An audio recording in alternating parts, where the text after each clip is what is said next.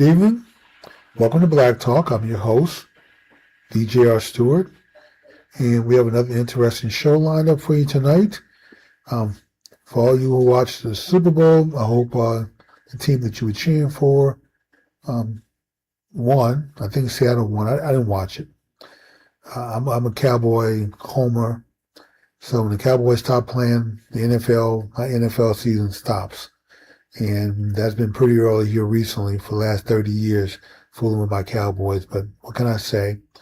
I'm a true fan through and through. So anyway, let's talk. We're going to have a come to Jesus talk, as I put in the title, because it's more than past due for us to stop the foolishness. And let me see. There are lots of places I can start. Where I'm not going to start tonight is with Minnesota. We may end up with Minnesota and the Somalis, but we're not going to start with them tonight. We may not even get to them tonight, but we definitely will get to them tomorrow because they have a lot more grifting that I need to report on. Anyway, this is our Come to Jesus episode, and so a couple of things we're going to talk about. One, Republicans have been trying to pass school vouchers for a long time, make it the law of the land. I know Donald Trump is trying to get rid of the Department of Education, and he's going to, the plan is take the money that we budget for education at the federal level and just split that money up and just grant it out to the states in block grants. Let the states figure out how to improve their schools with the money. Build more schools, buy better books, buy computers, laptops, I don't know. Whatever the plan is, you take the money, you do what you want with it, but your charge is to improve the system. But part of that improvement plan, part of that road to improvement is school vouchers, which is what Republicans want. And the reason the Republicans want school vouchers is to give parents a choice. You can choose between public school, charter school, private school, or homeschool. The check follows the child. And if you homeschool, then of course your child is to be tested. You have to show and demonstrate that you're capable of teaching your child to keep them in the homeschool program and for you to continue to receive the money. We don't want you to just take your check and put your child in front of the TV all day and cash a check and go on about your business. Now, if you do that, you may be subject to fraud, especially if your child is not improved over the course of the year. So, but if you want to put your child in charter school or another public school, keep them in the same school they're in, it doesn't matter. It's your choice. That's what it's called, school choice. Or put them into a private school. The point is that competition will force the schools to get better. Schools that are failing your kids right now will have to improve their product in order to keep parents interested in keeping their kids there. Because you need so many kids to attend school there to keep it open. Every school will have to stand or fall on its own. If you need to fix a gymnasium, okay, fine. You make $14,000 per student. You get enough students there. You have some, after you pay the teachers, pay the utility bills, maintenance costs, whatever money you have left over, you can start thinking about fixing the gym up, building a new track, new uniforms for the football team, whatever you want. But you have to have students attending in order to get the money in. No more just blindly giving you money to keep a school open and you're not doing a good job. You're failing the kids. So failing schools can't stay open. And if you give parents a choice to keep their kids in a failing school or put them in a better school, most reasonable parents who care about their kids' education are going to find a way to put them in a better school. That better school may just be a charter school in the same area. Who knows? Maybe your child can get into a private school. You get accepted into a private school. Great. Maybe there's another public school in another district that's better than yours. You may decide you want to take your child out of there. And you may have to drive them and drop them off and pick them up, arrange transportation yourself, but at least the option is available for you. So this is what school choice is about. This is what Republicans, not Democrats. That white liberal, socialist, progressive, communist, Marxist, Democrat want to keep your child in failing schools. Why? Because the unions, the teachers union, have them by the short hairs. The teachers union, go and lobby for additional money for teachers. And when the money gets pushed out to the states to give teachers a little bit more, all of a sudden the teacher dues goes up because you have more in your paycheck now, thanks to us. We have more money and that we now contribute to the Democrat Party. It's a slush fund. See the circle? I'm going to get more. I'm going to go lobby and get more money for you. And I'm going to lobby all the teachers to vote for you. But when the teachers get the money, we're going to increase their dues. And then we're going to bring the money, the increased money, we're going to bring it back to you in the form of political campaigns to keep you in office. And now that we're delivering votes and money to you, okay, well, you have no choice but do what we want. School choice breaks that cycle. It puts parents in control of the money. I think here in Texas we spend almost $15,000 per child. $15,000 per child to educate them. In the schools, some of the schools are doing a terrible job. The TEA, as I think it stands for teacher, Texas, I'm not sure what the TEA stands for. Texas Educational Association, maybe, but it's the agency that regulates our schools here. And they test the students. They have something called the STAR exam, I think, which you have to pass in order to graduate. But they do some other testing. And if your school is not doing well, if your students are failing this test, and they put you on the fail list. And if you're on that list for 2 years in a row, 3 years in a row, then the TEA comes in and takes over the school. And they bring in specialists and counselors. They pour in more money to turn the school around. A lot of effort because students are not motivated to learn and teachers are not motivated to teach. So this is what they do to try to fix the system.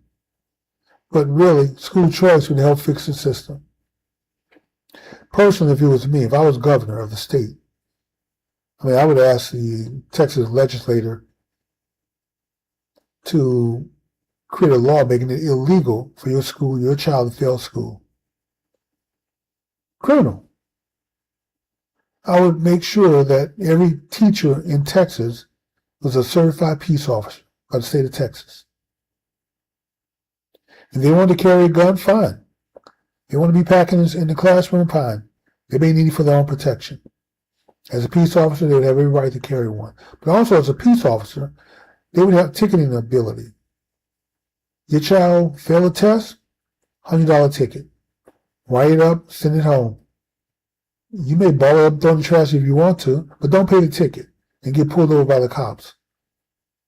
See, there is no, well, we're going to let you go and think about it. You need to take care of this. No, the law will mandate and require that if you have outstanding educational tickets, school tickets, because your child didn't do their homework, didn't pass a test, acted up in class, straight to jail. You go to jail right then and there. You spend a night in jail, we let you out the next morning. Take the tickets off the books. If it happens again, you spend 2 nights in jail. Or you pay the fine. It's your choice. You don't want to spend, you don't want to do the time, get the checkbook out and write the check. That check, the money collected, will go into the school fund. That's how I would handle it.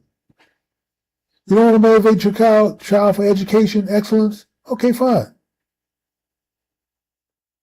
But your child would have to maintain at least a 2.5 average in school.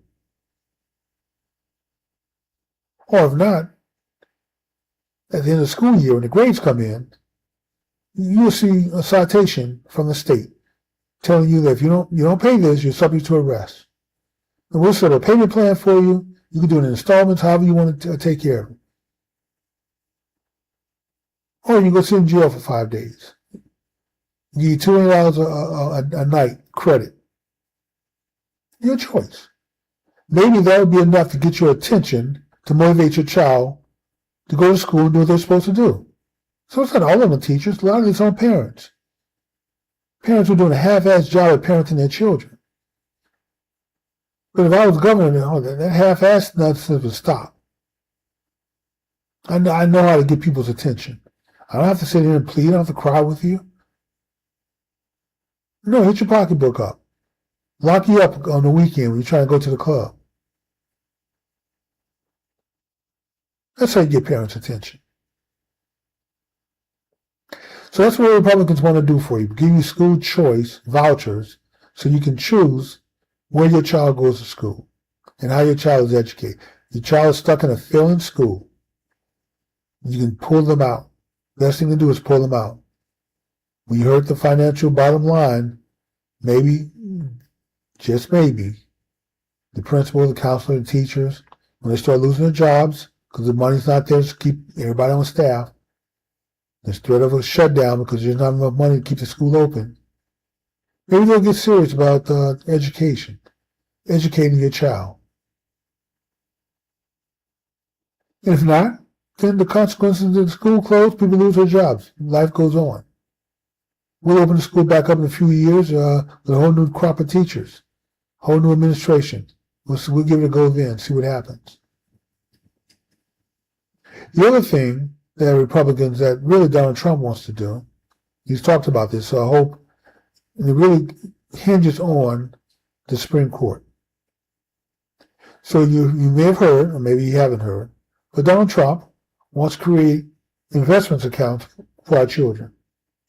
For every child born, the government will deposit $1,000 into an investment account for that child. Parents can invest money, put money into the account also. But you're not mandated to, but you can if you want to help your child out. And if you do absolutely nothing, we'll let the $1,000 sit there for 18 years. 18 years, that child becomes an adult. That $1,000 is now grown to $50,000. For every child, American citizen child born in America. That's what he wants to do. So your child starts off with $50,000. That's your down payment on a house. That's some money for a car. That's some money for you to start off in life. You may go out and blow the money. You're an adult. Nobody's stopping you. It's your money. But hopefully you do the right thing and set yourself up for life. It doesn't stop you from leaving the money there. That becomes $50,000 you put into you start your 401k with.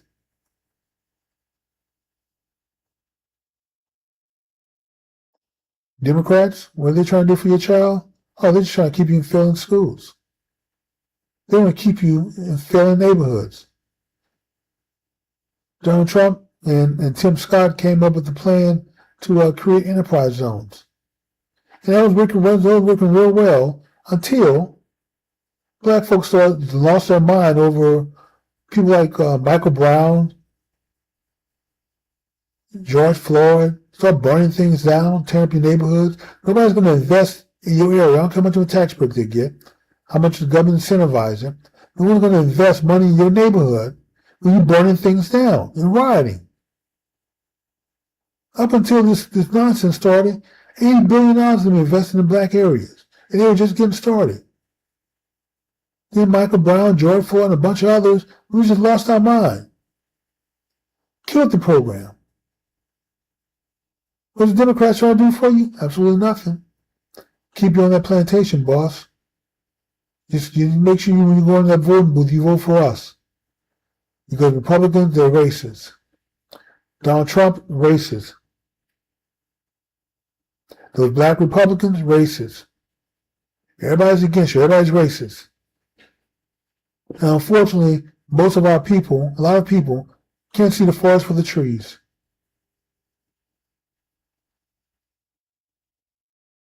Can't see that Republicans have your back, want to help your children, want to help you get up out of the ghetto, get up out of poverty. incentivize you to get on your own. Democrats just want you to depend on the system, saying keep you under their thumb. Make sure you get out and vote for them because they're going to scare you. If you don't vote for them, those Republicans are going to take away your government cheese, man. And you know, that government cheese makes some of the best, I mean the absolute best, grilled cheese sandwiches in the world. I don't know what chemicals they put in that cheese, man, but it's good stuff. And the Republicans are going to take it away from you if you give it a chance. We want to keep you on the program. Welfare, SNAP, CHIP, S-CHIP.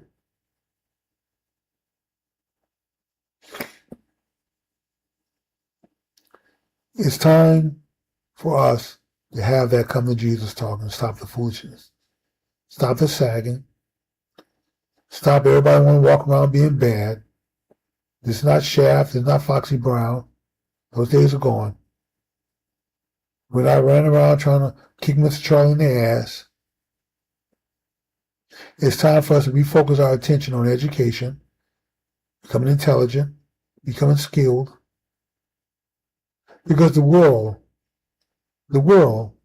is becoming smaller and smaller. It's becoming more global. Let me give you an example. Wasn't that long ago that I owned a telecom company. We provided voice over IP services and some other services that deal with telecommunication. And I had developed this program, text messaging program, for text message marketing. I saw that Domino's and some other companies were getting in on that. I was like, man, that's great. You know, you build up a subscriber list, you have to give people a chance to opt in and opt out, and then you blast coupons to them, blast specials and sales to them. It's a great way to reach people directly on their phone. Most people read their text messages within 2 minutes. 95% of people read their text messages within 2 minutes. Great business model. It took me 6 months to write the program. Another 6 months to field test it and bring it to market. Make some tweaks and changes to it, bring it to market. Now, years have gone by, and I moved on other stuff, other projects, doing other things. And I decided I was going to dust this off, make the program even better, because other people had gotten into the market in that space. And they were allowing you to save your messages, have multiple messages, matrix where you could test responses, see what message worked and which one didn't work. So I was like, I need to upgrade my program. Because my program only sent out one message. Help you build a list, people can opt in, opt out, one message. So we're going to expand it to 8 messages, put in some other analytical stuff so you can test and track the progress of your campaign, define campaigns. So you can try different stuff, see what works and what doesn't work. It took me 6 months to write the first version. It took me 1 day with ChatGPT, a full day, to write the second one. And it had more features, more power, and was much better. At least 4 to 6 months of development effort. 1 day. This is the power of AI. And they have more AI and more AI data centers opening up every day. So AI is a new frontier now. If you don't know it, know how to write the prompts, prompt engineer, how to get the best of it, you're going to be left behind. Your children are going to be left behind. Your children have to be educated today because the world is becoming more educated. Those Indian kids from India, those Asian kids, they come to America and they kick ass. Companies like Microsoft, IBM, Google, some of the leading tech companies in the country hire foreign workers. They go to Congress every year. They say, hey, you need to increase the H-1B visa program. There's a quota on how many workers you can bring in on a visa program. And even when Donald Trump changed the program a little bit, it's like, okay, you want to bring workers in to take American jobs? Okay, fine. We'll freeze the number. I think it's at almost 800,000 now. A year, 800,000 H-1B visas recipients can come in every year. If you're going to do that, then fine. Then we're going to attach an application fee of $100,000. He was talking about $1 million, but that wasn't going to fly. I think it's $100,000 now. So companies have to pay the $100,000 fee, and they have to sponsor the person. And sponsorship really means that you provide them with a place to stay, money, and food to eat until they get their first 2 or 3 paychecks, till they can become self-sufficient. Because the government don't want them dependent on the system. They can't apply for welfare or any kind of other federal program for help. So the companies have to foot the bill to this person able to take care of themselves. And Donald Trump thought by adding a $100,000 fee to the process that this would encourage companies to go out and hire Americans. Look, Mr. Google, you don't have to go hire the Indian as a programmer. They got plenty of American programmers here in America, or an engineer.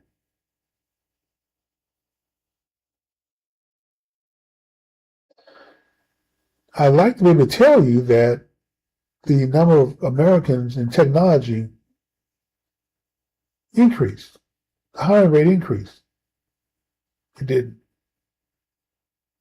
All that happened was a lot more money came into the federal government from the H-1B visa program because companies paid the $100,000. Millions upon millions of dollars just came flooding in. We'd rather pay a top salary because you can't underpay them. Whatever the prevailing wage is, $100,000, $150,000, whatever it is, you have to pay them top dollar for that profession. And on top of that, $100,000, and you got to take care of them and set them up for the first couple of months until they're able to take care of themselves. And companies would rather do that than go out and hire an American. So you see, it's not just low-end jobs that are being challenged by immigrants. High-end jobs also. I highly recommend, unless your child's going to become an AI developer, it's not even worth becoming the major in computer science anymore. The reason I say that, because AI will write your Python program, your PHP program, your C++ program, your C# program. You need a Ruby routine written, AI will write it for you. JavaScript, AI got you. Just tell what you want. Instead of having a team of programmers, you only need one person now. The code is cleaner, it's documented. That was the other thing. I remember when I was going to school for computer science engineering, I got a co-op internship. I guess it was a co-op with Texas Instruments over the summer. And I spent that summer basically writing comments, putting in comments for a C++ program, Object-C programmers. So C is a very hard language. C object-oriented programming with C++ is even harder. But these programmers were too lazy to write their own comments. They didn't want to have to explain what their code was doing. So they handed me the code. I got to figure out this convoluted code, put some logic behind it, and write the comments. It was enough that after that summer of doing that, I mean, TI paid me well. Don't get me wrong. I went back to school. I almost didn't want to become a programmer anymore. In fact, I really, professionally, even though I have a computer science degree, also an electrical engineering degree, I did more on the electrical engineering side and communication side than I did programming. I only fell back on programming when I actually absolutely had to. I had to write code for something, write a routine, because there was nothing out there available for me, and I had to write it myself. Okay, I would do it. But I didn't want to code on a day in and day out basis. And now because of AI, I can be my own programming department easily.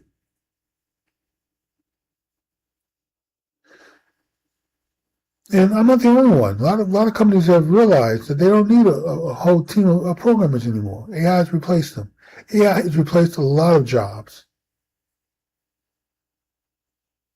So either your child are going to grow up and become very versed with AI, or they're going to take a job that doesn't require AI. Plumber, HVAC, electrician, street cleaner, garbage pickup, flipping burgers at McDonald's. Oh, no, even AI got that job. Because now they've automated the burger flipping. Because the folks in California are trying to give a living wage to someone who puts ice in a cup, puts it on the soda drawer, and put a lid on top with a straw and hand it to the customer. The fast food business is one of the fastest growing automation industries there is. The robots don't take vacation. They don't get sick. So another good profession to go into is being the person who repairs the robots. Because they're going to break down every now and then. Someone has to go fix them. So if you're not steering your children for the future, I'm giving you the tech side of this, where the future is for tech, and where everybody else is going to fall. Agreed or not, it doesn't matter. AI is not going to pick the trash up off the street. Although they used to have the trucks with 2 or 3 guys in the back, 2 guys up front, driving. Now they've gotten that process down to pretty much one person who drives the truck. That arm comes out, grabs a can, flips and dumps it into the back, puts the can back down and pushes it back in place. So 3-4 man operation is now down to one person. The burger flipping jobs slowly going away. But there's still some more manual labor jobs out there.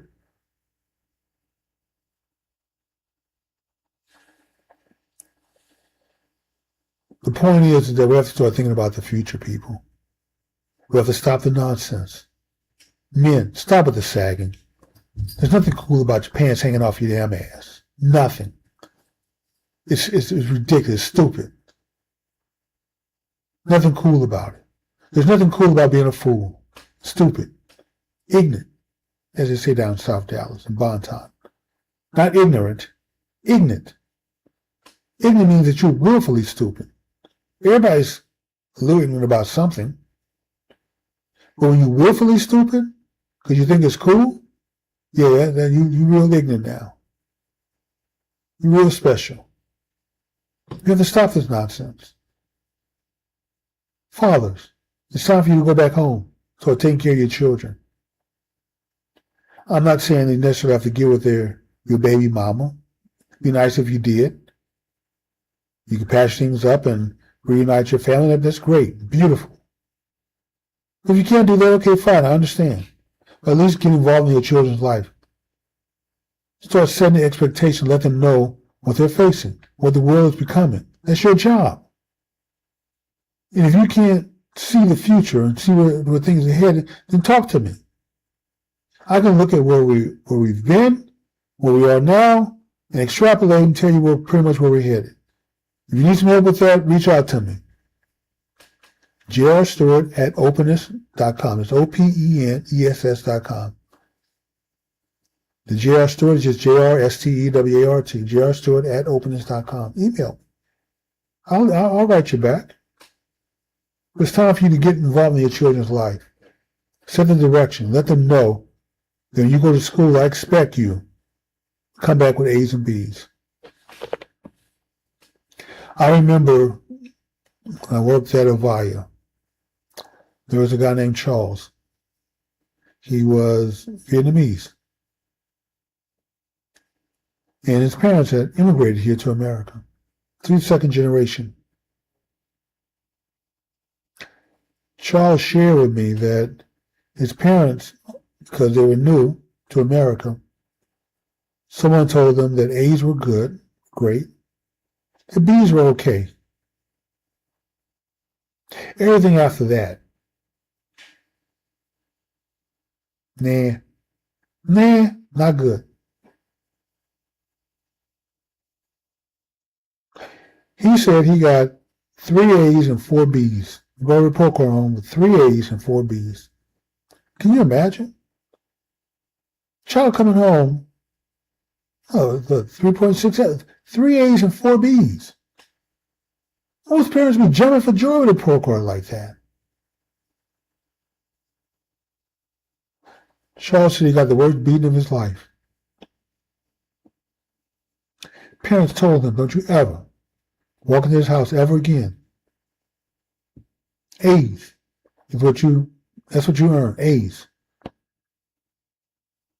And you certainly better have more A's than B's. And you should never ever come into this house with a C on your report card. You may as well not come home.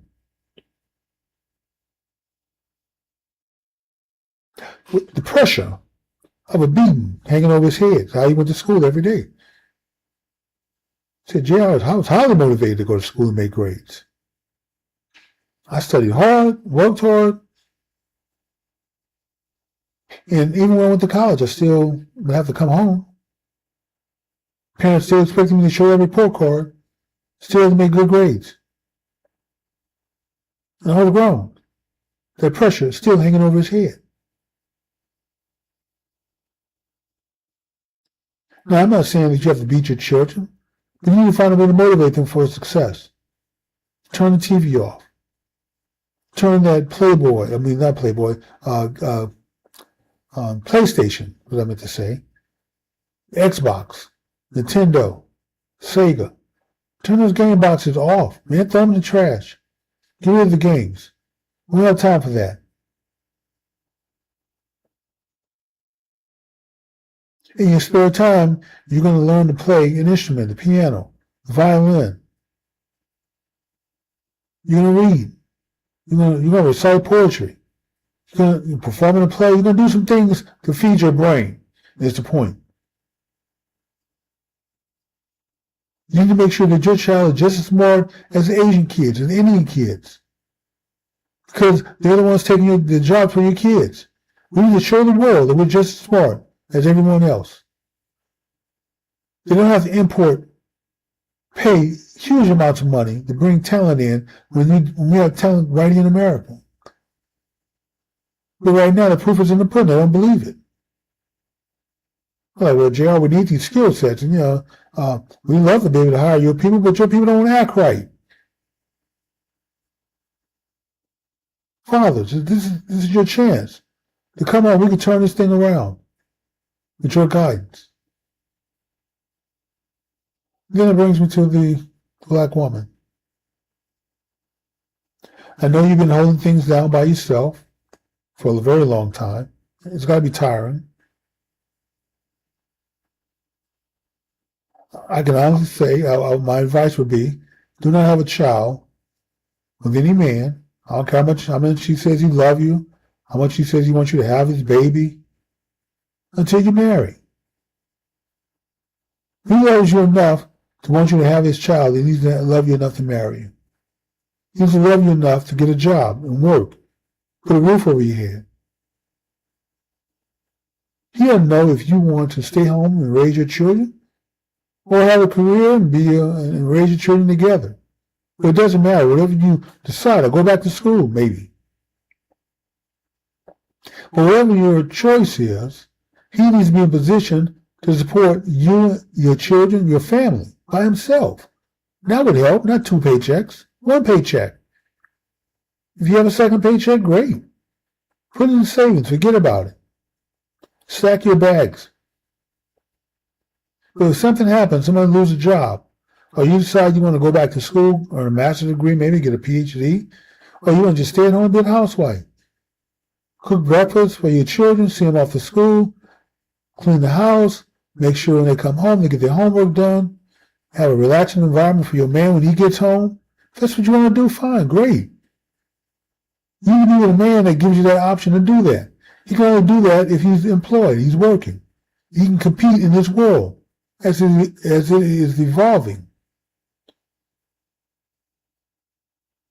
Do not have babies for deadbeats.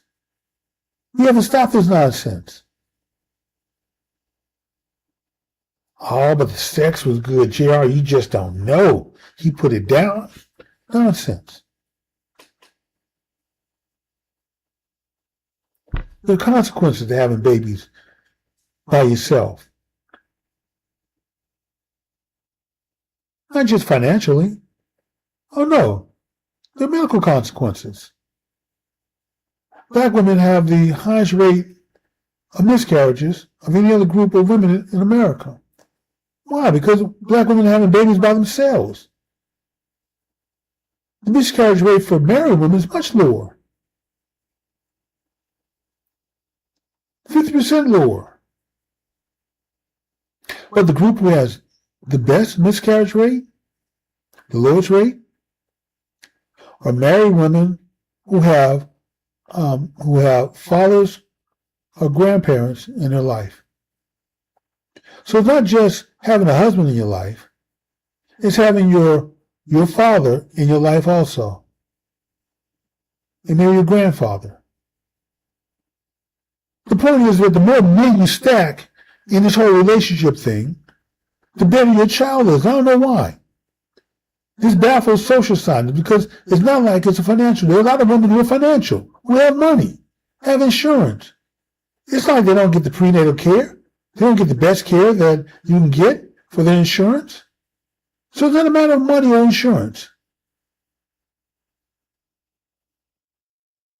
Maybe it's the psychological impact of knowing that you have a partner in your life, that your child's going to have a grandfather in your life, that you have a father in your life,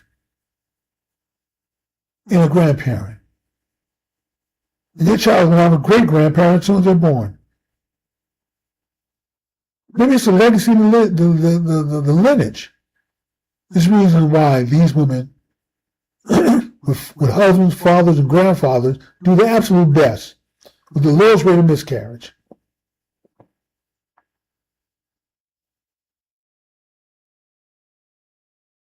We have to stop the foolishness. We have to be about business now. We can't afford to be stupid fools anymore. Those days are gone, man. We can't afford to count that white guilt is going to get us over the hump. It's not. Most white people I know work for theirs. They look at it and say, well, hey, man, I wasn't around doing slavery, the Jim Crow days. I didn't hang anybody. I didn't discriminate against anyone. You know, I mean, my parents were not rich. They worked hard to send me to school. I had to work or do whatever. I work hard now, put a roof over my head and provide for my family. All this slave money and slave wealth y'all talking about, I didn't get any of it.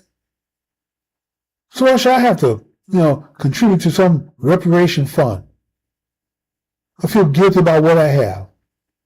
My mind wasn't built on slave money. I didn't take anything from black people. And more, the whole racist thing is becoming ineffective. I remember when Barack Hussein Obama was running for president.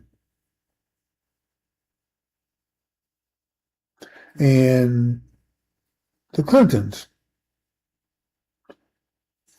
had Geraldine Ferraro. She used to be mayor of San Francisco, maybe. I think she was. I think it was San Francisco. They had her involved in their campaign. And Geraldine talked about some irregularities in the voting. May have been New Jersey. I can't remember which state it was. But wherever it was, there were, for a couple of counties, Not the whole state, just a couple of counties. Well, maybe one county where the school was. Where they had more votes than people, students, dogs, and cats combined. And most of the votes went for Obama. She said, wait a minute, something's wrong here. Wait a minute. Something's wrong here. There are far too many votes. You have more votes than registered people. You have more votes than population, registered or unregistered. You throw in the cats and the dogs, you still have more votes than all that combined. Something's not right here. The Obama campaign called her a racist. I dare you accuse these good black folks of being involved in the cheating scheme. You're racist. Where is Geraldine today? Has anybody heard from her? Not only did the Clintons have to get rid of her, kick her off the campaign, because back then, boy, the last thing you wanted to hear was a black person, especially someone of the prominence of the Obamas, the NAACP, the Urban League, some other black organization, to call you a racist and you're white. You'd be better off slapping somebody's mama than be called a racist. You'd rather slap your mama, grandmama, than be called a racist by a black person or black organization. Now, today, if somebody's not accusing you of being a racist, especially if you're Republican, if you haven't been called a racist by now, then something's wrong. You throw around the tag so often, so frequently, to control white people, to create white guilt. It's not working anymore. Far too many white kids are growing up having to work hard, watch their parents work hard, trying to make something. They get caught up in the whole white guilt thing. They don't feel guilty about slavery. Well, it's unfortunate that it happened. What about my people? I'm just second, third generation. I've been wanting to hear during slavery.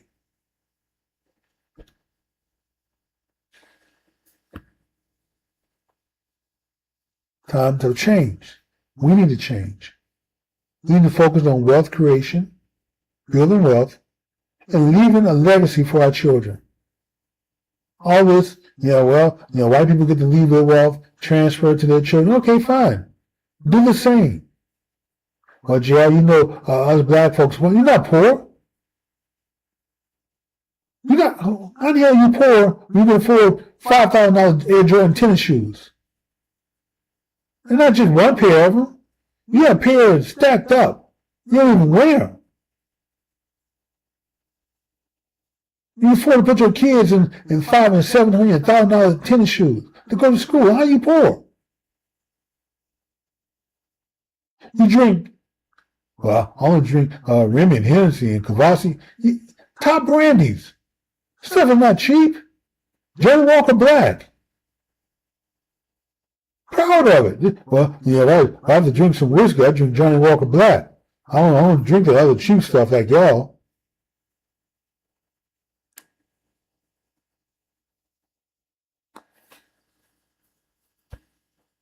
When it comes to splurging, we're on top of the game. When it comes to saving, building wealth, we keep ourselves poor, and then we want to give to other people because they're not poor. They're actually working, saving, building a legacy, investing, leaving things to their children. So their children have to start like they did, from zero. And because we don't do that, then obviously, racism, JR, not racism, it's stupidity.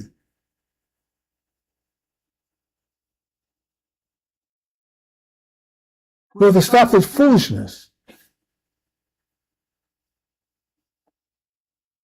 It's time for us to keep our eyes on the prize. You saw the documentary. Keep your eyes on the prize. The prize is becoming a successful human being. raising your children to be successful human beings. Building wealth so your children don't have to start from zero as they compete against other kids.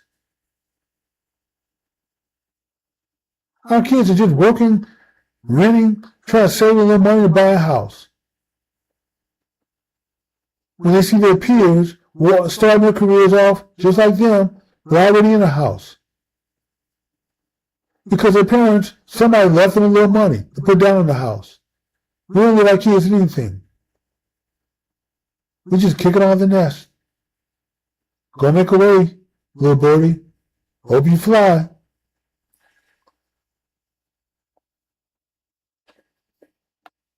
So there's enough blame to go around. I'm not saying I'm perfect. I'm not saying you're perfect. I'm not saying I'm not without blame. I am. We're all in this together. I consider myself a pretty decent human being, pretty good person. If I lived that to you, you'd like me as a neighbor. I haven't got any complaints from any of my neighbors. I support my community. My wife and I, we host tailgate parties. We've had people over our house. We're very communal people. Our neighbors love us. They do things. If we need a favor, we call on our neighbors to help us out. If they need help from us, we'll do the same. It's not a color thing. I live in a fairly mixed neighborhood.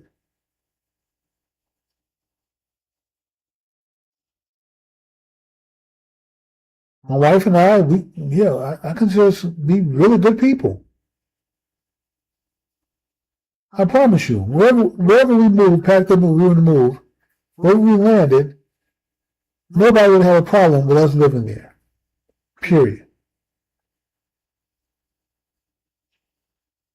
But for people who are not very good people, they're not good. Not to mean that they're bad people, just culturally not good.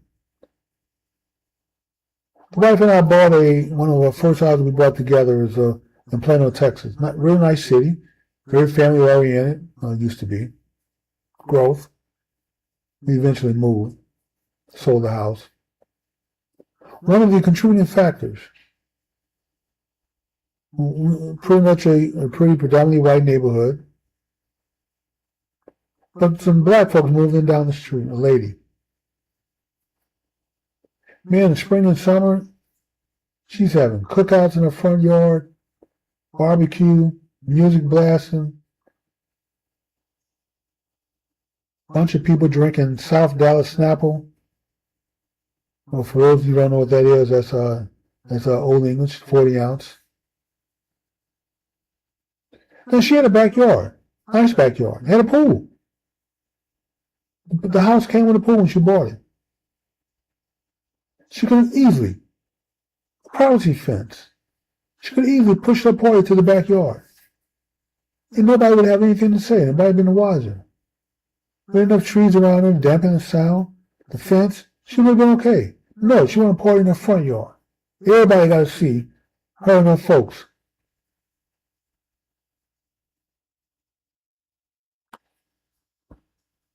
Time to go. Gotta go, gotta go.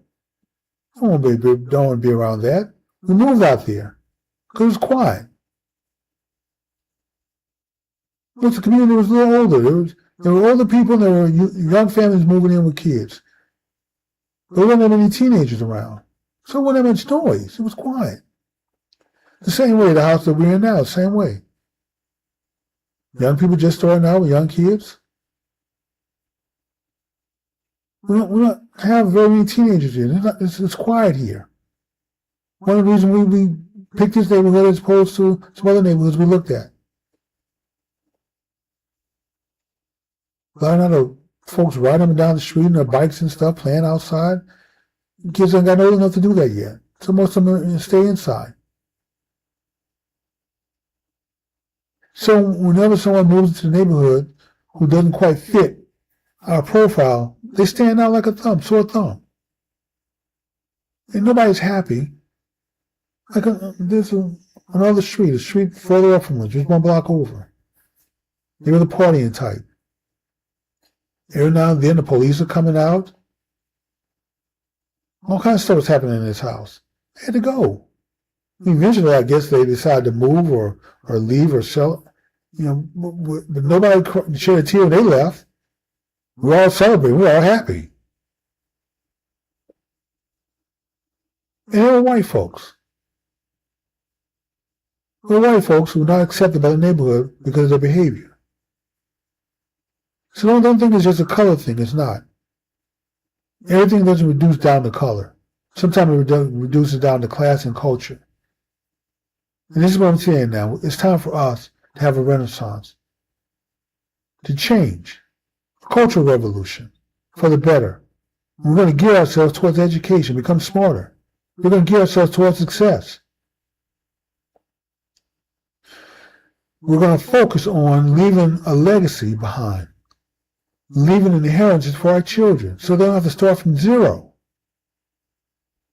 We're going to focus ourselves on building wealth.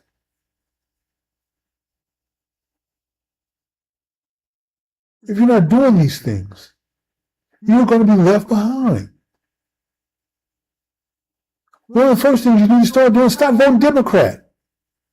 Stop voting for a party that's invested in your failure.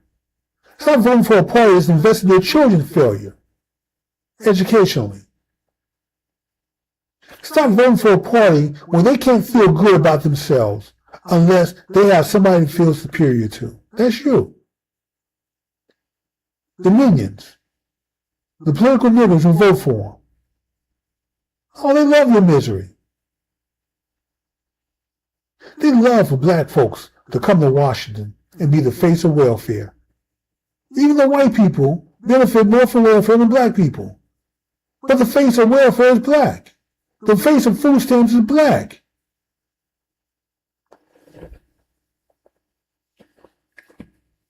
Except in Somalia, they don't consider themselves black. We'll get into that tomorrow with the Somalians. I told you I'm going to save them for tomorrow. I'm not through with them. Because every day, there's new fraud coming out every day. I was thinking at some point, it's going to level off and it's going to drop out of the news cycle. We're going to forget about it. But you can't level off when every day there's more new fraud being discovered. There's no end to the extent of how much these people are willing to fraud the system. And 10 upon 10, the Godfather up there allowed it to happen. Keith Ellis, Mayor Mayor Fry, and many others, all getting in on the grift game, all getting paid. That's why there's pictures out there and video of them out there partying with the grifters. All Somalians, how much they love the Somalians. They never party like that with black folks. They never love black folks that much. Because the Somalian grifters, some of them going off to jail being sentenced. I saw one for 8 years, one for 30 years. The largest one I saw for fraud was 38 years. And it's mighty funny that once that the gavel drops and the judge say, 38 years in prison. Oh boy, they ready to cooperate then. Oh no, can I just be deported? Can you just ship me home? I'm ready to talk now. The government had me do it. The government was involved. Okay, your time to cut a deal was before the trial. Once the trial and you're sentenced, and I giving you a sentence, it's too late now.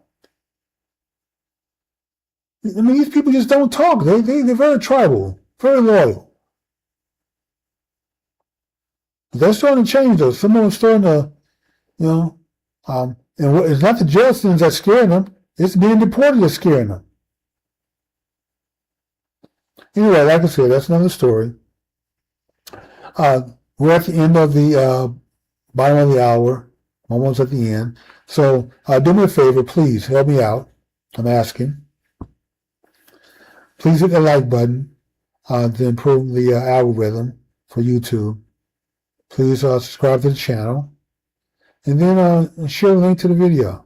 If you think it helps somebody needs to hear this message. And we all know somebody that needs to hear this message. Come on now. Send them the link. If you have a channel of your own, download the show. You can cut and splice it, put me on the show, pieces of it, fine. anything to help spread the word. So I'm going to give you back 5 minutes of time. I'm going to say thank you. I appreciate those who are watching, those who are going to watch the show in the future, streaming later on. And people, we absolutely can do this. We can turn this thing around for ourselves, for our children, and our children's children.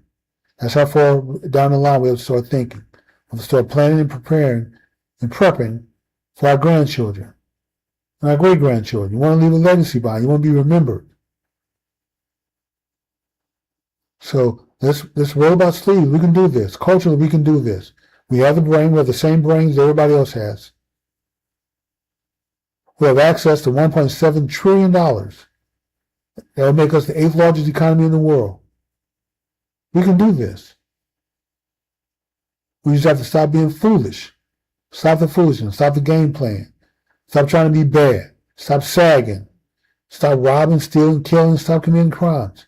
Our prisons are filled with very good people over drugs and petty crimes, doing big years.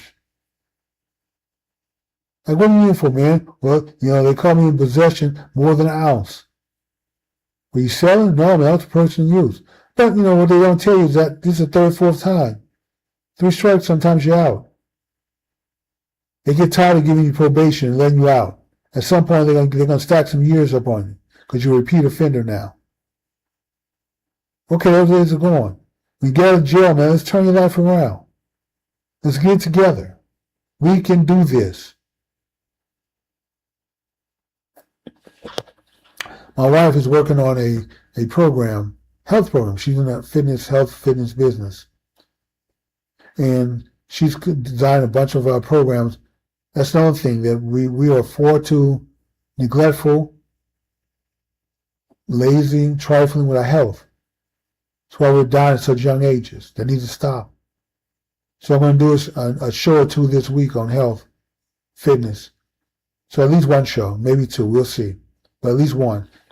So stay tuned this week. Come back. Once again, thank you so much for listening, for watching. Share the link, hit the like button, hit the notification bell, and then come back and watch me at 10 o'clock Central Time, same channel. Thank you so much. Have a good night.